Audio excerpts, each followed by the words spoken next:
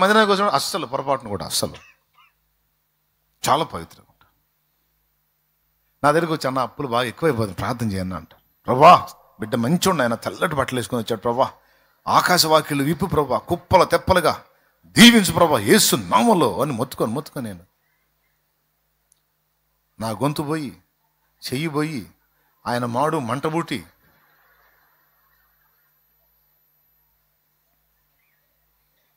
నేను ప్రార్థన చేశాను, ఆయన చేయించుకున్నాడు. మళ్ళీ దరిద్రం డబుల్ అవుతుంది. ఏమనుకుంటాడంటే పంపతీ శాలెమ్మను చేస్తే డబుల్ అయిద్దా, ఇంకా బెటర్ క్యాండిడేట్ ఎవడు ఉన్నాడు,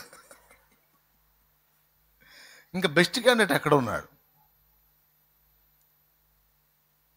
నేను చెబుతున్నాను, వాక్యం ఏం చెబుతుందంటే తిండిబోతులు త్రాగుబోతులు దరిద్రులగుదురని ఉంది. వాక్యం అలా ఉంది. నేనేం చేస్తున్నానంటే అబ్బాయి మందు వేసుకుంటాను నాకు తెలియదుగా, తెల్ల బట్టలు వేసుకుని వస్తున్నాడుగా, ప్రభా బిడ్డను దీవించు నాయనా అంటాను. ఆయన అంటాడు నేను ఎప్పుడో బ్లెస్ చేశాను రా, ఆడప్పుడప్పుడు అది తీసుకుంటున్నాడు, వాక్యం ప్రకారం దాన్ని బట్టి దరిద్రత వచ్చిద్దని నేను చెప్పాను, అదే వెంటాడుతుంది, అది మానుకోమను ఈ దరిద్రం పోయిద్ది అంటాడు ఆయన. అది మానుకో అని నీకు చెప్పడానికి అసలు నువ్వు తాగుతున్నావు అన్న సంగతి నాకు తెలియదుగా. ఇది కదా కామెడీ. ఏమైనా అర్థమైందా? ఇలా చిత్రాలు చూస్తున్నావు నాకు తెలియదుగా, నువ్వు అక్రమ సంబంధాలు మెయింటైన్ చేస్తున్నావు నాకు తెలియదుగా, నువ్వు విచ్చలవిడిగా తిరుగుతావు, నా దగ్గరకు వచ్చాడు పరిశుద్ధుకుంటావు నాకు తెలియదుగా, నువ్వు నోరు తెరిస్తే శాపాలు పెడతావు దరిద్రంగా ప్రవర్తిస్తావు నాకు తెలియదుగా, నా దగ్గరికి వచ్చినప్పుడు నువ్వు బాగుంటున్నావు కాబట్టి అసలు నువ్వు మారు మనసు పొందే అవసరమే లేదా, నేను ఫిక్స్ అయిపోయి దీవించు ఆశీర్వదించు అయ్యా అని నేను మొత్తుకుంటున్నాను. నీకేమై రాటల్లా. బహుశా ఒకవేళ లోపాలు సరిచేయబడట్లేదేమో, దిద్దుబాటు జరగట్లేదేమో, అన్ని సర్దుబాట్లే జరుగుతున్నాయేమో, కవరింగ్లే జరుగుతున్నాయేమో, డబుల్ యాక్షనే జరుగుతుందేమో. నిజంగా చెప్పండి, ఎంతమందికి అర్థమవుతుంది నేను చెప్పేది?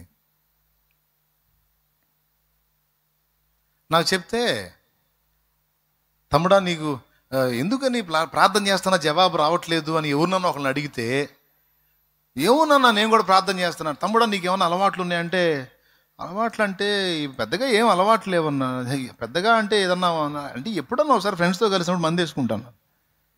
ఓరే పనికి మనోడా,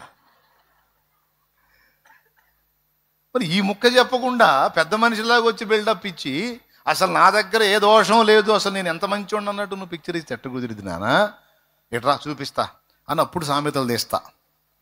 దేవునికి స్తోత్రం. చక్కగా నడిచే బిజినెస్ టపీమని బ్రేక్ కొట్టింది. ఎందుకు తెలుసా? చొక్క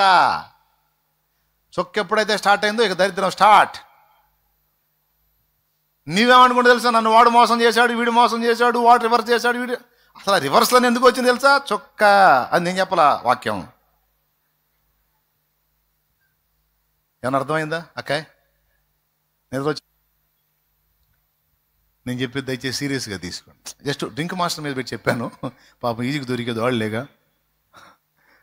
నా అభిమాన సంఘాలు కూడా వాళ్ళు ఎక్కువ శాతం. ఇక మిగిలిన పాపాలన్నీ కూడా ఈ కోణంలోనే ఆలోచించండి. నాకు దాస్తారు, దేవుడికి దాయలేరు, నీ మనస్సాక్షికి దాయలేరు. ఆయన ఎదుట మన హృదయాన్ని మనం సమ్మతిపరుచుకుందాం. ఆయన ఎదుట మన హృదయాన్ని మనం క్రమపరుచుకున్నామా, ఆయన ముందు నిలవటానికి బహు ధైర్యము గలవారమగుతాం. కాబట్టి ఇందు మూలంగా మీ యావన మందికి తెలియజేయటం ఏమనగా, మర్యాదగా ఎక్కడెక్కడ ఏమేం చేస్తున్నారో గుర్తు చేసుకొని, ఎవరు రక్షణ పొందినోళ్ళు కూడా మర్యాదగా మారు మనసు పొందండి. పాపాన్ని ఒప్పుకొని ఏదో నేను చెప్పాను కదా అని కాసేపు షో చేసి మళ్ళీ ఇంటికి పోయి అదే తంతు చేయటం కాదు. నిజంగా ఒప్పుకో, విడిచిపెట్టు, నీకు 2 చేస్తాడు దేవుడు. నిజంగా నీ హృదయంలో నువ్వు తీర్మానం చేసుకుంటే, వదిలేయటానికి తీర్మానం చేసుకుంటే దేవుడే నీకు బలం ఇస్తాడు దాని మీద జయం పొందడానికి. ఒక అనాలిసిస్, ఒక పరిశోధన చెప్పిన విషయం ఏంటంటే, అందరూ ఒకసారి స్తోత్రం చెప్పండి అని. మీరు జాగ్రత్తగా వింటారని చెబుతున్నానులే. ఒక పరిశోధన, చక్కగా భార్య బిడ్డలతో హాయిగా సంతోషంగా గడుపుతున్నాడు, ఫ్రెండ్స్తో కలిసి సరదాగా మొదలుపెట్టి చివరికి బానిసయి ఈ భార్యని ఆ బిడ్డల్ని కూడా మర్చిపోయేంతగా తాగుళ్ళలో మునిగిపోతున్నాడు. ఇది నీకు వింతగా లేదా? చేతులు ఎత్త.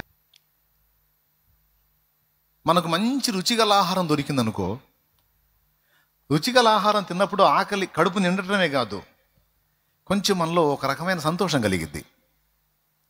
కడుపు నిండాలంటే పచ్చడి వేసుకొని కూడా తినొచ్చు. కానీ పచ్చడి అన్నం నీ ముందుకు వచ్చినప్పుడు ముఖం ఎట్ట పెడతావు? అదే బిర్యానీ వచ్చినప్పుడు ఎట్ట పెడతావు? మటన్ బిర్యానీ మిగిలిన వాటన్నిటిలో, ఆఖరికి భార్యాభర్తల అనురాగములో సైతము 60 నుంచి 100 వరకు ఆ ఉత్సాహం కలిగించేటువంటి హార్మోన్ రిలీజ్ అయితే, మద్యం ఒకసారి ఒక వ్యక్తి తీసుకుంటే అతనికి సుమారు మామూలు కార్యక్రమాలకు 60 నుంచి 70, 80, ఇంకా అంటే ఒక 90 అనుకోండి. ఈ మద్యం తీసుకుంటే 200 నుంచి 300 రిలీజ్ అయింది ఆ హార్మోన్.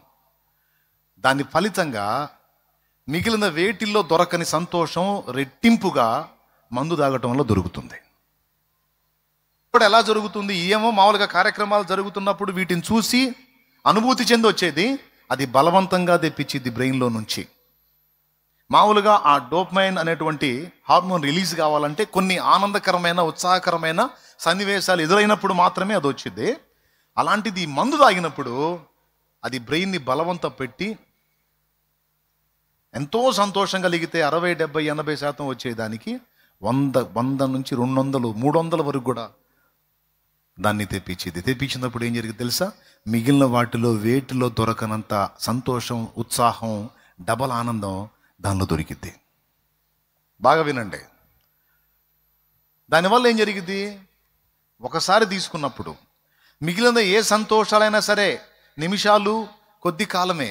కానీ ఒకసారి మందు తాగిన వాడికి అది బాడీలోకి వెళ్ళిన తర్వాత అరగంటకి మత్తెక్కటం స్టార్ట్ అయింది. సుమారు 6 గంటల వరకు అది ఆ మత్తును అలాగ ఉంచిద్ది. ఎన్ని గంటల వరకు? సుమారు 5 నుంచి 6 గంటల వరకు బాడీలో ఆ మత్తును ఉంచిద్ది. ఆ డోపమైన్ రిలీజ్ అనేది కొనసాగుతుంటుంది. డోపమైన్ అనేది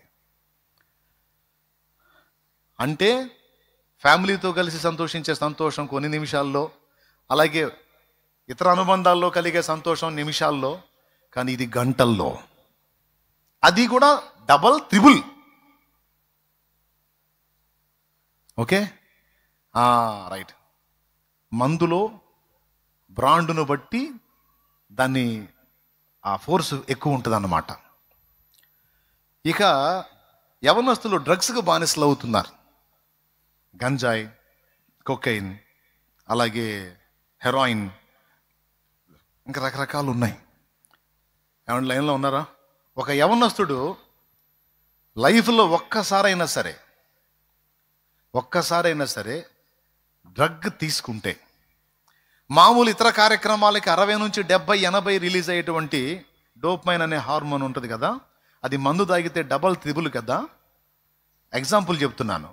అదే ఒక్కసారి ఏ రూపంలోనైనా డ్రగ్ బాడీలోకి తీసుకుంటే అది ఇంచుమించు 1000 నుంచి 1500, అంటే మామూలు పొందే సంతోషం కంటే కూడా 10 నుంచి 20 రెట్లు, అంటే 100 దొరికే వాడికి ఒకేసారి 1500 నుంచి 2000 వరకు దొరికిద్దట, అంటే రిలీజ్ అయింది. మామూలు సంతోషాల ద్వారా కలిగేది 60 నుంచి 70 అయితే, ఎగ్జాంపుల్గా చెప్తున్నాను నేను, ఒకసారి డ్రగ్ తీసుకున్న వాడికి ఆ బ్రెయిన్లో ఈ హార్మోన్ 1000 నుంచి 1500, అంటే ఆ స్థాయిలో అంత రిలీజ్ బలవంత పెట్టి బ్రెయిన్ చేసిద్దట. అప్పుడేం జరుగుతుంది తెలుసా? మందు అరగంటకి ఎక్కితే డ్రగ్ ఒకసారి తీసుకుంటే కేవలం 30 సెకండ్స్లో ఎక్కిద్దట.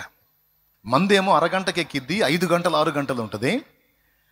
డ్రగ్ ఏమో అర నిమిషంలో ఎక్కిద్ది, 45 నిమిషాలు మాత్రమే ఉంటుంది. ఆ 45 నిమిషాలు ఎట్లా ఉంటుందంటే, అసలు అతను వేరే ప్రపంచానికి వెళ్ళిపోయినట్టు ఉంటుంది. ఇక భార్య దగ్గర, పిల్లల దగ్గర, కుటుంబం దగ్గర ఎక్కడ ఏ విధంగా కూడా దొరకనంత సంతోషం ఒక్కసారి బల్క్గా, అంటే 1000 రూపాయలు చూసినోడికి 1,00,000 రూపాయలు ఇస్తే ఎలా ఉంటుందో అంత డీప్లోకి వెళ్ళిపోతాడు ఒక్క రౌండ్కి. ఎంతమందికి అర్థమైంది? ఒకసారి అది రుచి చూసిన తర్వాత మళ్ళీ ఫ్యామిలీ దగ్గరకు వస్తాడు. అలాంటిది దొరికిద్దేమో వెతుకుతాడు, దొరకదు. ఎందుకంటే ఇక్కడ 60-70 కదా, అది ఏకంగా 1000-1500 కదా. మరి అది చూసినోడికి అదే ఏనుగులు తిన్నమ్మకి పీనుగుల పిండా కూడని ఒక సామెత ఉంది లోకంలో. ఒకసారి వాడు ఏనుగులు తిన్న అనుభవంలో ఉన్నాడు, ఇప్పుడు ఈ పీనుగుల ఫుడ్ వాడికి ఏం సరిపోయింది? కాబట్టి వాడి మనస్సు మళ్ళీ అదే కోరిద్ది. అలాగని మళ్ళీ ఏం చేస్తాడు తెలుసా? పోయి మళ్ళీ డ్రగ్ తీసుకుంటాడు. ఒకసారి తీసుకున్నప్పుడు ఇంత డ్రగ్కి అంత ఎక్కింది కదా, ఈసారి మళ్ళీ అదే స్థాయిలో మళ్ళీ ఆడికి ఆనందం రావాలంటే ఆ డ్రగ్ 2 అంతలు తీసుకోవాలి. మళ్ళీ 3వసారి రావాలంటే ఇంకా డోసు పెంచాలి. 4వసారి ఇంకా డోసు పెంచాలి. ఎందుకంటే మొదటిసారి తీసుకున్న డోసు ఒకసారికి రిలీజ్ చేసింది కదా, మళ్ళీ అంత రిలీజ్ కావాలంటే 2 అంతలు తీసుకుంటే కానీ మళ్ళీ అది రాదు. అందుకే చూడండి, త్రాగుడు కూడా ఫస్ట్ ఒక సీసాతో మొదలు పెడతాడు. ఆ సీసాతో మొదలుపెట్టి డైలాగులు ఏమేస్తాడు తెలుసా? హలో, కంట్రోల్ ఇక్కడ, ఎంతవరకు ఉంచాలో అంతవరకే ఉంచుదాం దేన్నైనా అంటాడు. పెద్ద పెద్ద డైలాగులు వేస్తాడు. చివరికి ఒక సీసా పోయిద్ది, 4 రోజులు తాగుతాడు, రిలీజ్ అయిద్ది. 5వ రోజుకి అది జాలదు. ఈసారి 2 సీసాలు తాగాల్సి వచ్చింది. తర్వాత 3 సీసాలు. చివరికి ఎట్టవుతాడు తెలుసా? ఇంటికి బార్ షాపుకి దారి వేసుకుంటాడు ఇక అచ్చంగా. ఎందుకు అలా అయిపోతున్నాడు అంటే వానికి దొరికిన ఆనందం 2వ డోసుతో దొరకట్లా. 2వసారి పోయినప్పుడు అదే సేమ్ డోసులో, అంటే ఒక సీసాకే దొరకట్లా. మళ్ళా వాడికి ఆనందం కావాలంటే మొదటి సీసా తాగినప్పుడు వచ్చిన ఆనందం వానికి రావాలంటే ఈసారి 2 సీసాలు తాగితే కానీ రాదు. అది చివరికి ఏ స్థితికి వెళ్ళిపోతారంటే ఈ డ్రగ్ తీసుకున్న వాళ్ళు కానీ భ్రమలోనికి వెళ్ళిపోతారంటే వాళ్ళ మెదడులో దాని ఉత్పత్తిని బట్టి చిత్రమైన విషయాలు కనపడతా ఉంటాయి. మనకు కనపడవు. వాడు అంటాడు, ఎవరినో తరుగుతుంటాడు, ఓ నా వెంట పడతామే అంటాడు. ఎవరున్నాడు రా అక్కడ?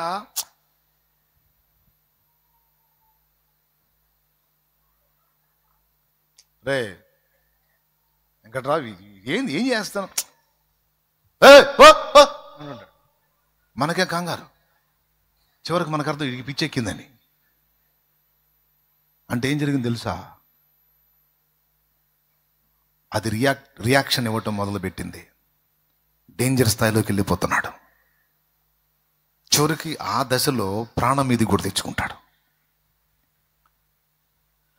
ఒకసారి అవి రుచి చూసిన తర్వాత ఇక ఫ్యామిలీలో, స్నేహాల్లో, ఇతరత్ర ఎక్కడ కూడా అంత స్థాయిలో దొరకదు కనుక భార్య పట్టదు, పిల్లలు పట్టరు, ఫ్యామిలీ పట్టదు, అందరూ మలమల మాడిపోతున్న దారుణమైన స్థితికి దిగజారుతున్న వానికి అదేం పట్టదు. ఎందుకంటే వాళ్ళతో గడిపినప్పుడు అంత సంతోషం రావట్లేదు కదా, అండ్ మొద్దుబారిపోయిద్ది.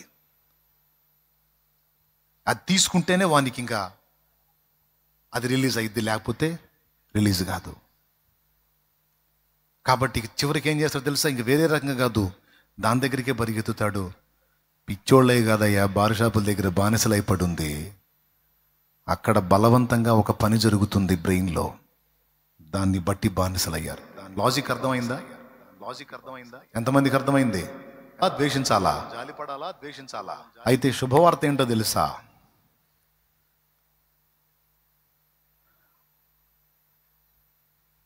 శుభవార్త ఏంటో తెలుసా? ఆ సమస్యని గుర్తించి, దీనివల్ల నేను ఇబ్బంది పడుతున్నాను, నా ఫ్యామిలీ ఇబ్బంది పడుతుంది, ఈ బంధకాల్లోంచి బయటపడలేకపోతున్నాను, ఎట్లా అని నువ్వు యేసయ్య దగ్గరికి వచ్చావు. ఈరోజు ఆన్లైన్ వచ్చావు. నీకు శుభవార్త ఏంటో తెలుసా? ఇక మందు తాగితేనే నీలో రిలీజ్ అయ్యే హార్మోన్ యేసయ్య దగ్గరికి వచ్చావు కనుక దాంతో పని లేకుండానే నీకు కావలసిన సంతోషాన్ని నీకు వచ్చేటట్టు ఆయన చేయగలడు. దాన్ని ఆశ్రయించకుండా, డ్రగ్గునైనా మందునైనా ఆశ్రయించకుండా నువ్వు పొందగలిగే న్యాయమైన సంతోషాన్ని ఆయనకి ఇవ్వగలడు. చెడిపోయిన నీ బ్రెయిన్ని మళ్ళా రన్నింగ్లోకి తేగలడు. దేవునికి స్తోత్రం కలుగునుగా. తెస్తాడు ఆయన. ఎందుకంటే ఇది మనుషుల వల్ల కాకపోవచ్చు. ఒకసారి డ్రగ్ తీసుకున్న వాడిని, డ్రగ్కి బానిసైన వాడిని మామూలు మనిషిని చేయాలంటే మినిమం 6 నెలల కాలం పట్టిద్దట. అది కూడా వాడిని కట్టేసి ట్రీట్మెంట్ చేయాలి, పశువు చేసినట్టు. అది కూడా అవ్వచ్చు, కాకపోవచ్చు. కానీ నేను చెప్తున్నా, కనీసం ఏ కోశానన్నా, పూర్తిగా బానిసైన వాడికి కూడా చెప్తున్నా, ఏ కోశానన్నా అయ్యో దేవా నాకు తెలియకుండా దీని ఊరిలో పడ్డాను, బానిసనవుతున్నాను, నా చిన్న వయసు నాయనా నన్ను విడిపించు అని ఒక్క మాటను హృదయపూర్వకంగా పలిగితే నా ప్రభు ఈ రోజు నీ జీవితంలో ఆయన జోక్యం చేసుకుంటాడు. ఖచ్చితంగా చేసుకుంటాడు. ఆయనకి కావాల్సింది నీ హృదయంలో పాపాన్ని గుర్తించటం, దాన్ని నువ్వు అసహించుకోవటం, దాని నుండి విడుదల పొందాలని మనసారా కోరటం కావాలి. అలా నిజంగా హార్ట్ఫుల్ గా నువ్వు కోరితే అది ఏ విధమైన పాపమైనా ఖచ్చితంగా దాని మీద నీకు జయమిస్తాడు ఆయన. డౌటే లేదు అందులో. ఎందుకంటే ఒకప్పుడు తాగుడుకు బానిసైన వాళ్ళు ఇప్పుడు మారి సంవత్సరాలుగా మంచిగా బతుకుతున్న వాళ్ళు ఎంతమంది ఉన్నారో చేతులు ఎత్తండి. ఇక్కడ బానిస స్థాయికి వెళ్ళి బయటపడ్డాళ్ళు.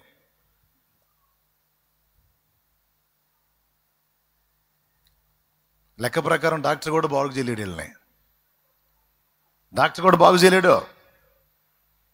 ఎందుకంటే వాళ్ళకు కూడా అన్నీ అయిపోయినాయి. ఇంజక్షన్లు అయిపోయినాయి, పసరులు తాగటాలు అయిపోయినాయి, తాయతలు కట్టుకోవటాలు అయిపోయినాయి, బిళ్ళలు మింగటాలు అయిపోయినాయి. ఎన్ని మింగినా కూడా మారారా? అబ్బే భార్యని గ్యాంబ్లింగ్ చేయటమే. అమ్మాయి నాకు మాత్రం మా తాగాలని ఉందా? నిజమే, బానిస అయిపోయారు. కానీ ఎలా జరిగింది సోదరా? నేను చెప్పనా, ఎన్నో రోగాలను స్వస్థపరిచిన దేవుడు త్రాగుడు వల్ల నీ బ్రెయిన్లో జరిగినటువంటి ఆ మార్పు, ఆ రోగాన్ని కూడా స్వస్థపరిచాడు. ఎంతో మందికి జయించడం కష్టమైపోయిన ఆ సమస్య, ప్రభువా నన్ను విడిపించన్న ఒక్క కేకతో దేవుడు నీ జీవితంలో ఒక్క దినమంది ఆ కార్యం జరిగించాడు. ఈ రోజుకి ఆ రోజుకి మళ్ళా అని దాన్ని అవాయిడ్ చేసి ఉండగలిగావు. కారణం ఏంటి చెప్పనా యూనో, ఒకటే కారణం. మందు, డ్రగ్గు ఏది కూడా ఇవ్వలేని అద్భుతమైన ఆనందం యేసు ఇచ్చాడు. యేసులో దొరికింది. అది ఎంత ఫోర్స్ గా ఉందంటే ఆ రెండింటిని కూడా అధిగమించే శక్తి దానిలో ఉంది.